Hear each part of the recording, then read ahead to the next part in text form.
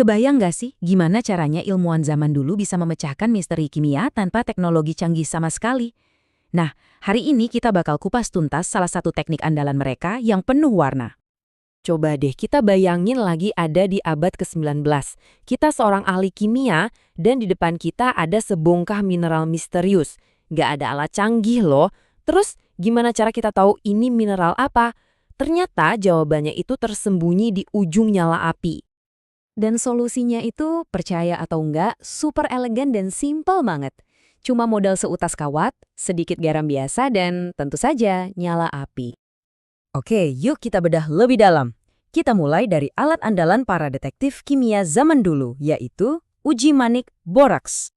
Jadi prosesnya itu sebetulnya cukup sederhana. Pertama, kita harus bikin maniknya dulu. Kawat platina dipanasin sampai merah membara, terus dicelupin ke bubuk boraks. Nah, pas dipanasin lagi, boraksnya ini bakal meleleh jadi kayak manik kaca bening. Inilah kanvas kita, yang siap buat nangkep sidik jari kimia dari sampel yang mau kita uji. Oke, sekarang pertanyaannya, kok bisa sih sebutir manik kaca ini ngebongkar rahasia sebuah mineral?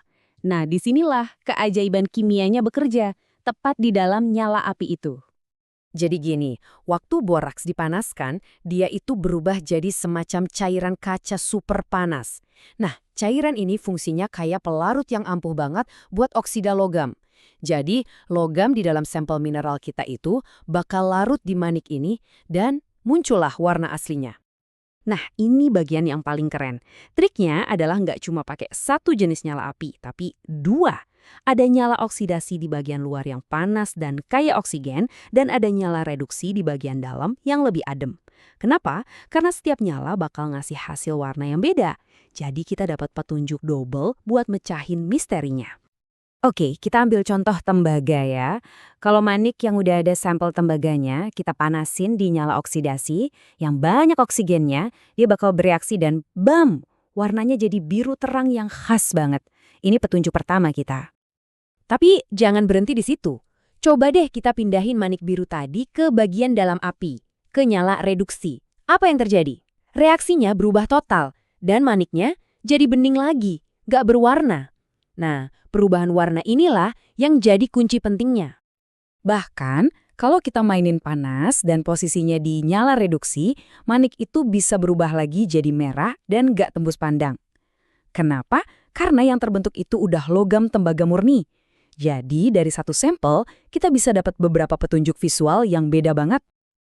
Oke, uji boraks tadi udah keren kan? Tapi ternyata ada alat lain yang lebih spesialis lagi. Namanya uji manik fosfat. Caranya hampir sama persis, tapi bahan dasarnya beda. Bukan boraks, tapi garam mikrokosmik. Nah, garam yang beda ini menciptakan lingkungan kimia yang sedikit beda juga di dalam maniknya. Dan percaya deh, perbedaan kecil ini bisa ngasih hasil yang jauh berbeda. Nah, uji fosfat ini punya satu kekuatan super yang nggak dimiliki uji boraks. Apa itu? Dia bisa mendeteksi silikat. Jadi, kalau mineral yang kita uji itu mengandung silikat, pas dipanaskan di manik fosfat, silikanya itu nggak bakal larut. Malah, dia bakal membentuk kayak kerangka transparan di dalam maniknya. Ini sidik jari khusus yang cuma bisa dibaca sama uji fosfat. Intinya, semua warna-warni yang muncul ini bukan sulap, bukan sihir. Semuanya bisa diprediksi. Setiap logam itu punya palet warna khasnya sendiri, persis kayak sidik jari kimia yang unik dan nggak mungkin tertukar. Dan inilah dia contekan atau kamus visualnya para ahli kimia zaman itu. Mereka bakal panasin sampelnya, terus lihat warnanya pas lagi panas dan pas udah dingin. Hasilnya tinggal dicocokin sama tabel kayak gini buat tahu, oh ini ternyata logam besi, atau wah ini pasti kobalt. Coba lihat deh, kobalt. Mau dinyala oksidasi, mau dinyala reduksi, panas atau dingin, warnanya tetap biru pekat. Stabil banget, makanya kobalt ini salah satu yang paling gampang diidentifikasi. Nah, beda banget sama tembaga yang udah kita bahas tadi. Dia ini kayak bunglon kimia.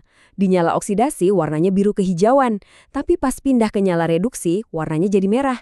Justru perubahan warna yang dramatis inilah yang ngasih kita lebih banyak informasi. Oke, setelah lihat semua ini, mungkin ada yang bertanya, jadi apa sih pentingnya belajar soal teknik-teknik jadul ini? Penting banget. Uji-uji ini nunjukin kecerdasan luar biasa. Bayangin, dengan alat yang super minim, para ilmuwan dulu bisa mengidentifikasi logam dengan cepat, bahkan sampai tahu tingkat oksidasinya. Mereka bisa milih mau pakai boraks yang lebih lengket atau fosfat yang warnanya lebih jreng. Belum lagi trik rangka silika buat deteksi silikat. Ini tuh analisis data tingkat tinggi di zaman sebelum ada komputer. Ini semua bikin kita mikir ya.